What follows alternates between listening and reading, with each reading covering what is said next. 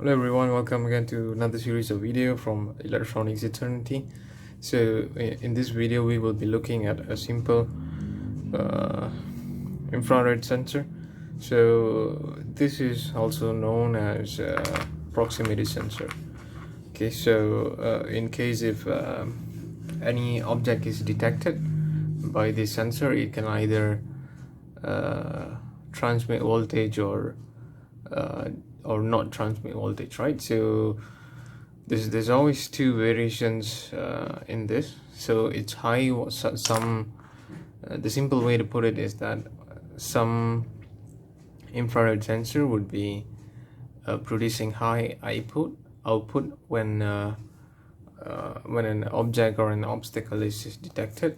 Whereas when for some infrared sensors, when the obstacles are not detected, it will be high. Okay, so in this case, this infrared sensor is, I think it's set up in such a way to give uh, high output when no obstacle is detected, right? So let me just for the ease of understanding, let me just show you. Okay, let me show you the pin configurations over here. Finally, okay, so you can see we have output pin and ground pin and VCC, right? So it's a simple 3-pin setup. So VCC and ground is of course for power, and output is whatever output I get from the detection of this sensor, right? So I'm gonna go ahead and plug it in. Hope you can see. Okay, so uh, output is the rightmost pin, and leftmost pin is positive, and middle pin is just negative. Okay, so let me just excuse me for my wobbly camera. So I have connected, as you can see. Let me bring it over here. So positive to positive, negative to negative, and then that output is being connected to an LED. So as you can see, when there is no obstacle, the LED is on. But when there is obstacle, for example, I'm placing my finger over here, the output becomes low and the LED gets turned off. If I take my finger away, as you can see, the LED lights up, right? So let me just prove it to you again. When I put my finger, it's over there. So this is a very straightforward use of an infrared sensor, right? So uh, for some cases this might not be what we want. For example, we might want to turn on the light when obstacle is being detected instead of the other way around. Like light in the streets, right? A lamp post in the streets. When there's motion detected, when there are people walking by, you would want to turn on the LED or whatever light, right? So for some cases, this infrared sensor might not be able to directly apply to to those systems. So I've found a way to change the behavior of this infrared sensor, right? So one simple way of doing it is by simply using this inverting gate over here.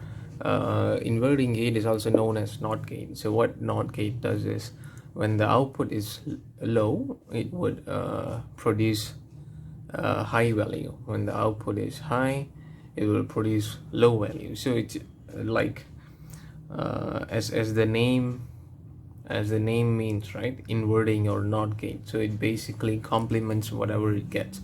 It basically inverts the value. So in order to make this LED blink when there is an obstacle, I'm going to need to use an NOT gate, right? So the NOT gate that I'm using over here is, here we go, focusing problem again.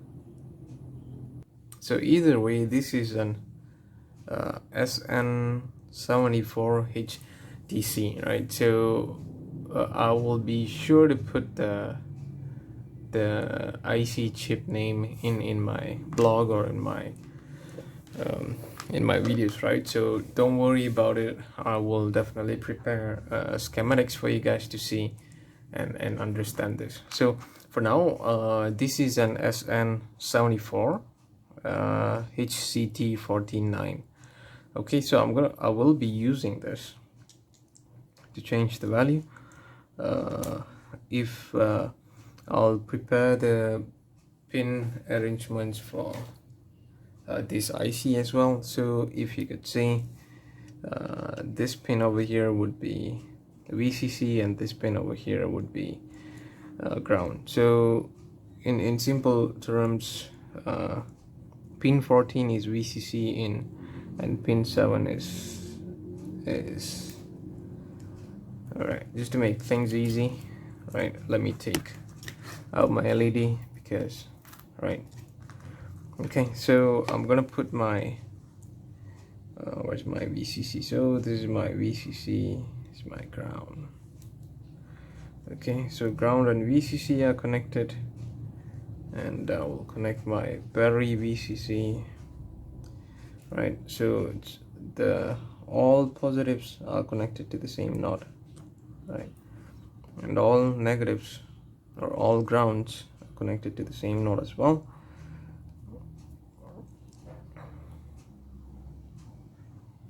Right, so what next would be, I'm gonna just take whatever output I get from the infrared sensor, and then I'm gonna put it into my IC gate, right? So this is pin 1. So pin 1 is output, pin 1 is input, and pin 2 is output for this IC. Okay, don't worry, just try to like keep up with me with the circuit arrangement. Either way, you have a schematic to refer to after this. Okay, so I'm connecting my, okay, so now I have my output is being connected to that LED. I just hope this works, and I'm gonna need another one wire.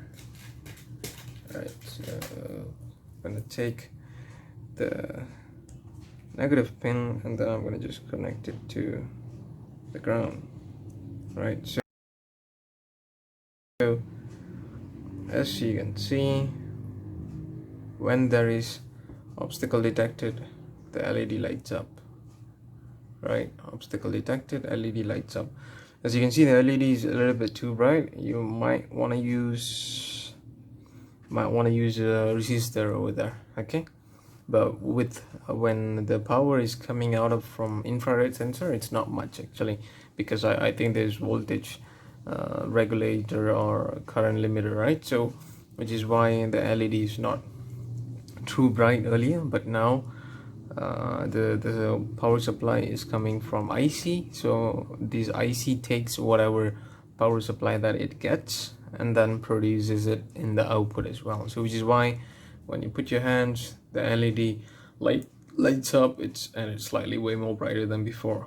So wise thing to do is to have a resistor in between those connections. So but then again, the whole point of this video is to just invert the value from that infrared sensor, and as I have mentioned, I've proved to you that when obstacle detected, LED lights up.